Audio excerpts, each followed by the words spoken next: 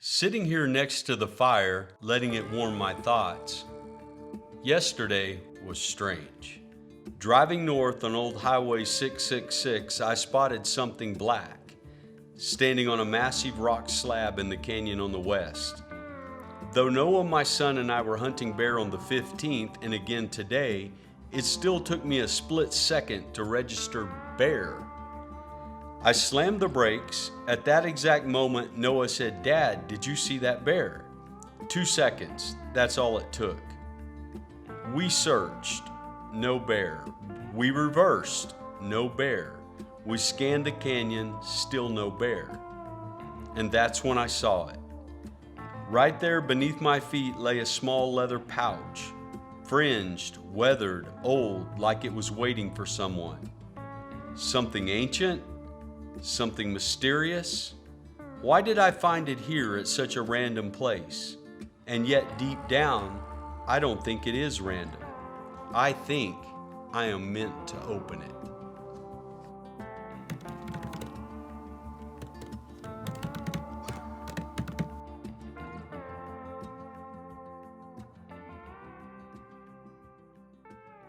I'm setting out to find the pit houses of the Mogollon people. These people are the earliest known inhabitants of the American Southwest. They're the true ancestors of the later cliff dwellers. Long before the stone walls clung to the canyon faces, these people lived underground in homes built into the earth. Some of these pit houses are over 1,800 years old. Time has nearly erased them. Yet I'm still out here to try, and I want you with me every step of this discovery. This journey began with the mysterious find of a leather-fringed bag, and I can't help but feel it's connected to this journey somehow. Will it guide me, or will it simply heighten my awareness, reminding me that something special might just be around the next bend? Come along, let's see where this leads.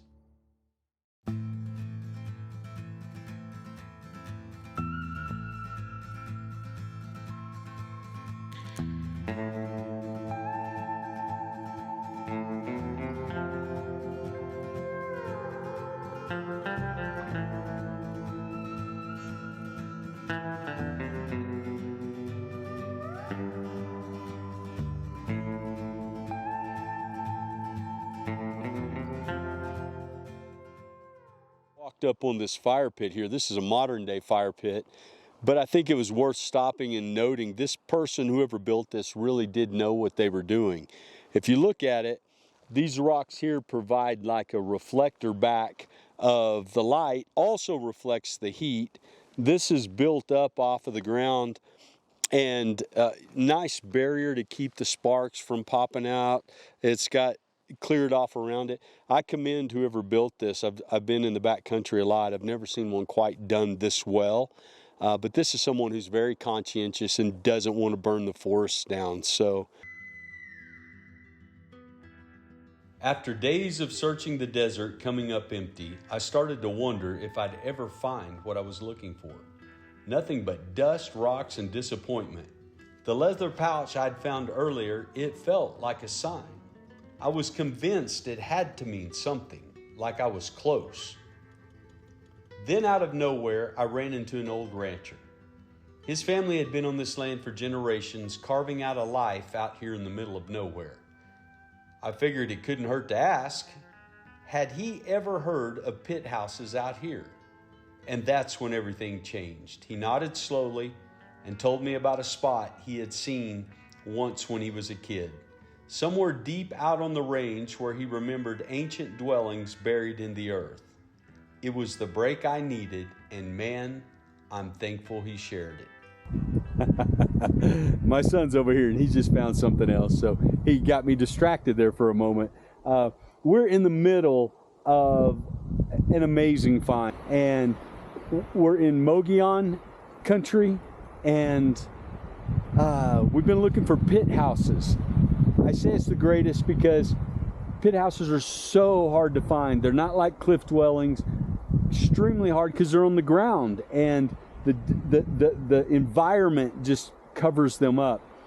One unmistakable a pit house, and another that I'm certain, and I just want to show you, I wanted to just share my excitement on camera, but I'm going to voice over this because of the wind, yet I am going to walk you through what we found. Mogollon Pit Houses weren't built on the land, they were built into it. Hollowed out depressions in the earth roofed with wood and brush. But after 800 plus years, most are invisible to the untrained eye. Rain, wind, shifting ground, and centuries of sediment have buried them. Trees now grow where families once lived. They're the opposite of cliff dwellings. While cliff dwellings are tucked into protected alcoves and still stand tall today, pit houses are exposed, eroded, hidden, almost forgotten. And here's the wild part. Many archaeologists believe pit houses came first. They may be older than their famous cliffside cities. You just have to know what signs to look for when you're out there.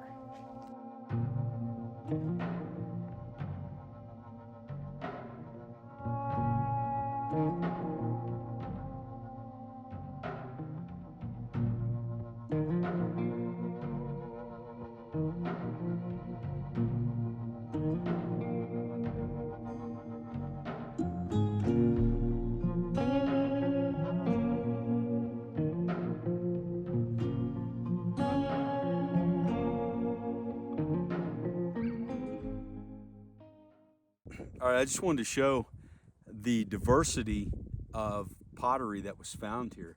Now, before anybody jumps in, I just want to say this was all found in like a 20-yard square area here, where from the pit houses, the rain washes downhill.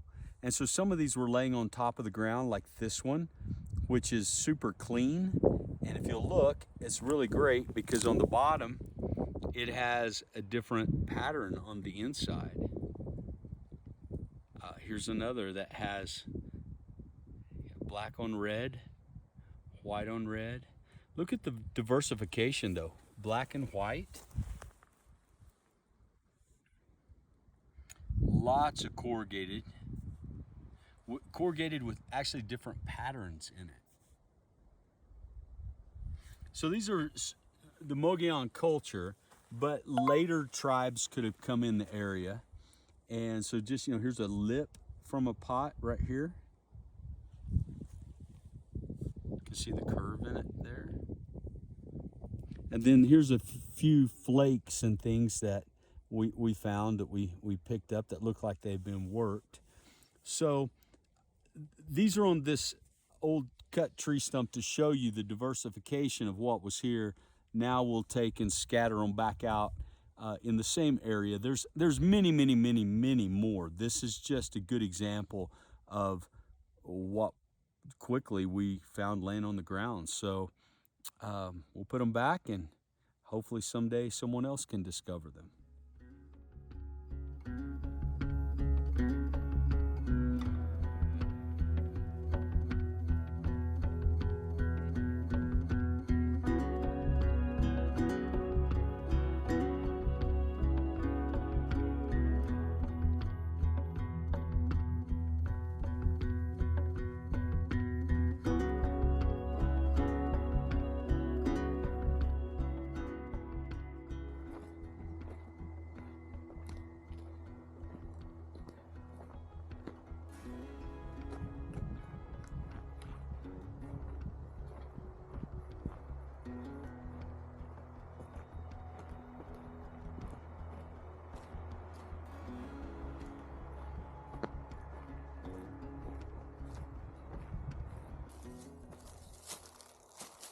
Here's the ground score. Look at this.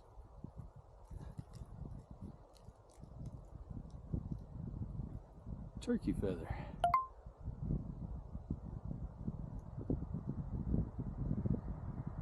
Beautiful, aren't they?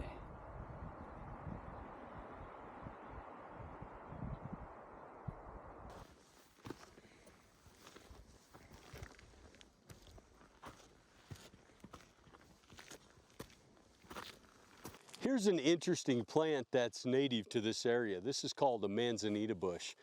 You can recognize it from its orange-brown bark. It has a very unique look. What's interesting about this is it only grows from 5,000 feet elevation to about 6,500. So as an outdoorsman, that's kind of an important point to know, because if you don't have a GPS or something with you, you always know what elevation you're at if you run into this bush.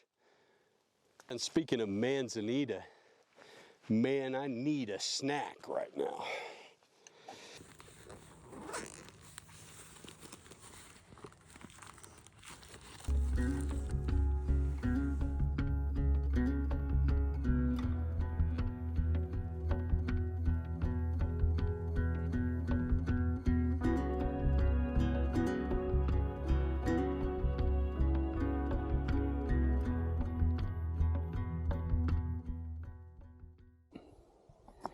I think I just found pit house number 3.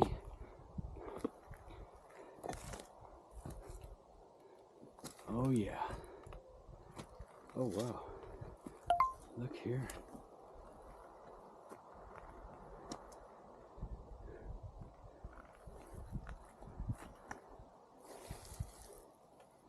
Huh.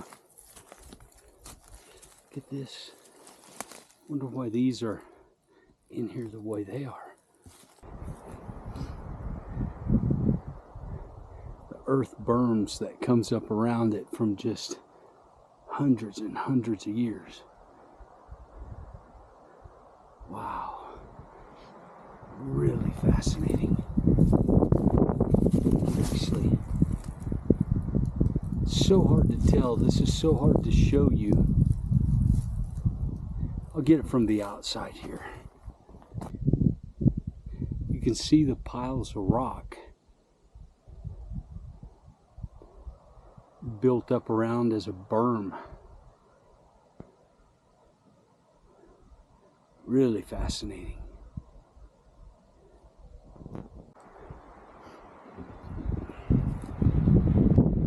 All right, just found my fourth for sure pit house in this area. I guess once I found the first one, it's not that hard to find the others. So you can see all this right here behind me. Look, watch this here.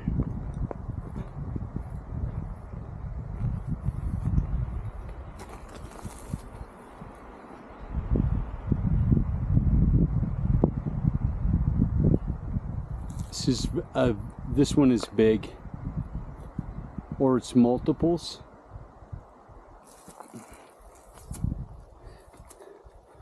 Looks like a room perhaps was there. This big area. Look at this pile of stones here. Wow. Huh. An old piece of barbed wire coming through.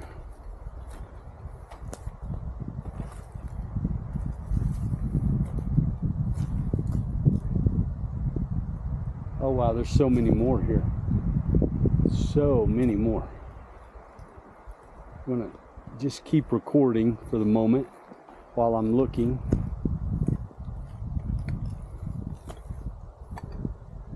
Here's another here.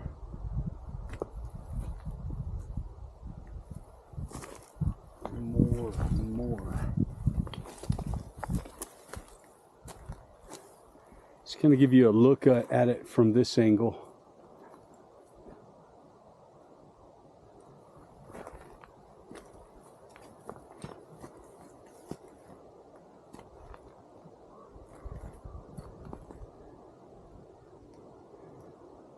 It's like a whole... You can see it from this view. Kind of looks just like a pile of rocks here. But once you come up, you can see that it's not just a pile of rocks. It was actually Mogollon Pit Houses.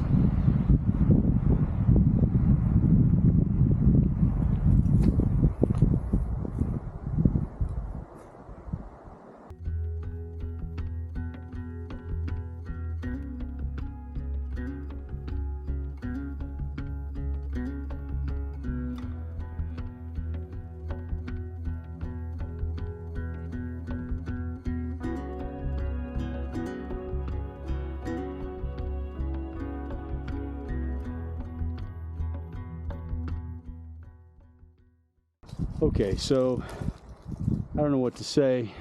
I'm showing you this, but this is like an entire village. Like an entire village. Look at these.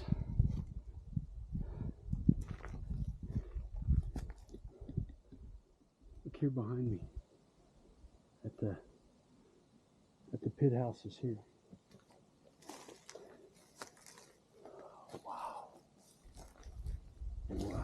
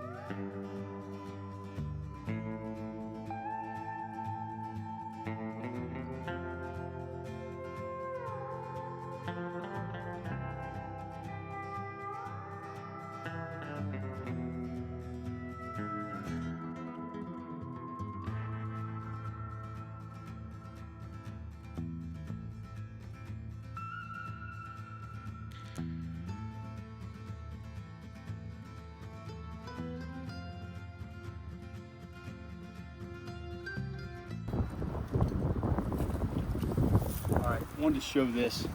My son found this, I didn't. Doesn't really matter. This is quite the find. See what this is? This would be the Mona. I found what looked like a giant grinding stone, and in all my archaeological wisdom, I called it a Mona. Not a mono, but a Mona. Would have a matching metate somewhere, but here's a grinding stone. Is that amazing or what? That is awesome.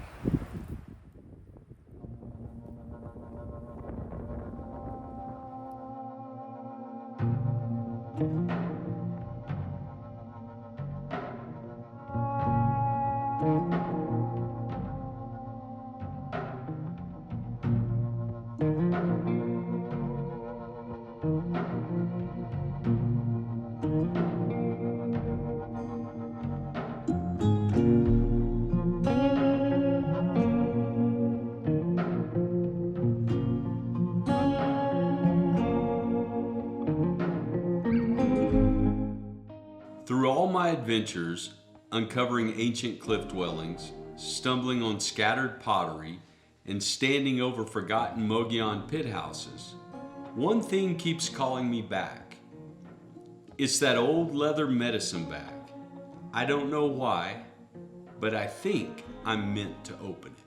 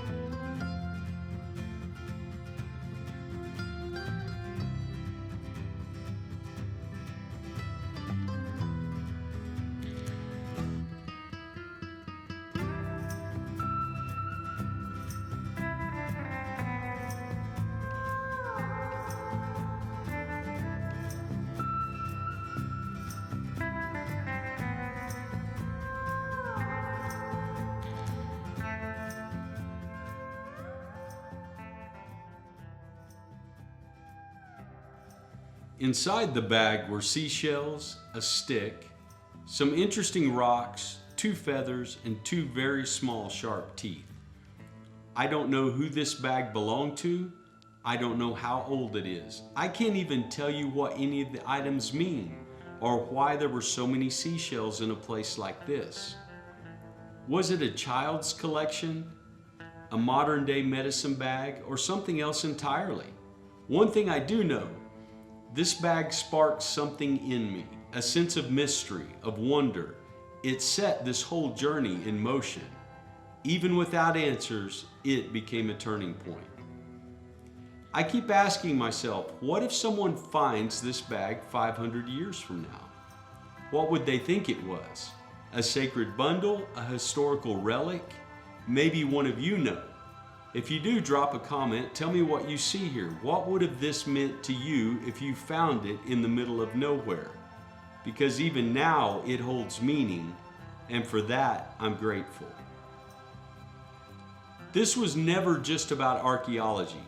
It became a journey between worlds, between the past and the present, the physical and the spiritual. And maybe, just maybe, I was meant to walk this path. If you like this video, make sure to check out the Outer Range YouTube channel where we have videos just like this. And if you want to see our newest adventures, hit subscribe so you will get notifications.